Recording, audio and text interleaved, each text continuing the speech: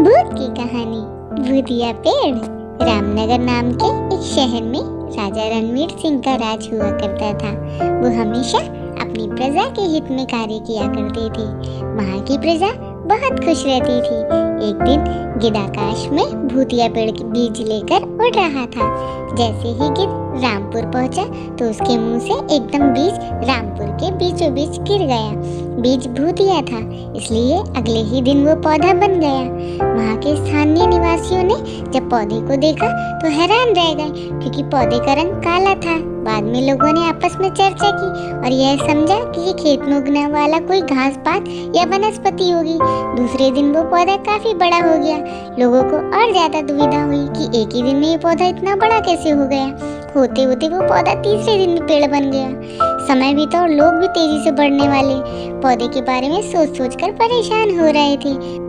वो इस मामले को राजा के पास लेके गए। ऐसे जादुई पौधे का पता चलते ही राजा तुरंत उस जगह पे पहुंच गए। राजा को जैसे ही पता चला कि काले रंग का पौधा 3 दिन में पेड़ बना है, तो वो भी इस पेड़ को देखने के लिए पहुंच गए। राजा उस पेड़ के पास पहुंचे चौथे दिन, और जब तक पेड़ बड़ा हो चुका था वो इतनी तेजी से फैला कि किसी को यकीन ही नहीं हो रहा था।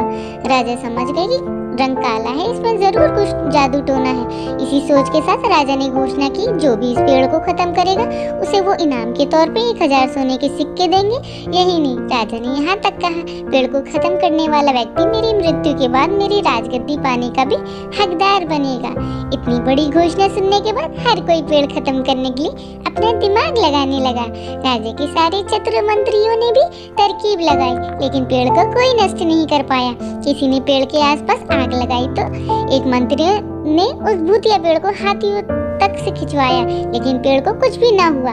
अब लोगों के मन में डर बैठ गया। उन्हें लगा कि पक्का ये वैसा नहीं है, बल्कि भूतिया पेड़ है। तभी उस गांव के एक समझदार व्यक्ति को राजा की घोषणा का पता लगा।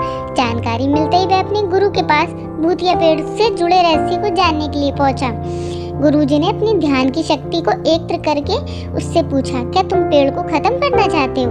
समझदार व्यक्ति ने जवाब दिया, हाँ गुरुजी, सब उससे परेशान हैं। गुरुजी ने बताया कि उसे खत्म करने का एक ही तरीका है। इसके लिए तुम्हें उस पेड़ के आसपास नमक डालना होगा। इस तरकीब के बारे में जानते ही वो व्यक्ति तेजी से राजा के पास गया और कहा, इस पेड़ के आसपास आपको नमक डलवाना होगा। ऐसा करने पर ही यह पेड़ खत्म होगा। राजा अपने सैनिकों को ठीक वैसे ही करने का आदेश देता है।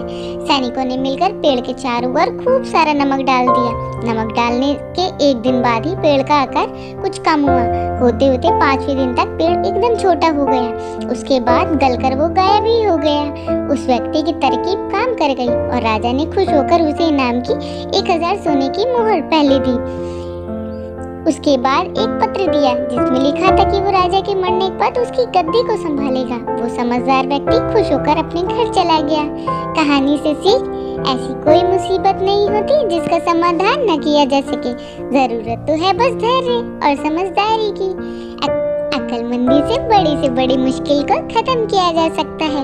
फ्रेंड्स, आज की स्टोरी कैसी लगी आप अपने कमेंट के द्वारा हमें अवश्य बताएं। ये हॉरर स्टोरी पसंद आने पर लाइक और शेयर करें। ऐसे ही और भी stories, moral story, motivational stories, kid stories पढ़ने के लिए हमें सब्सक्राइब कर लें। Thanks for watching.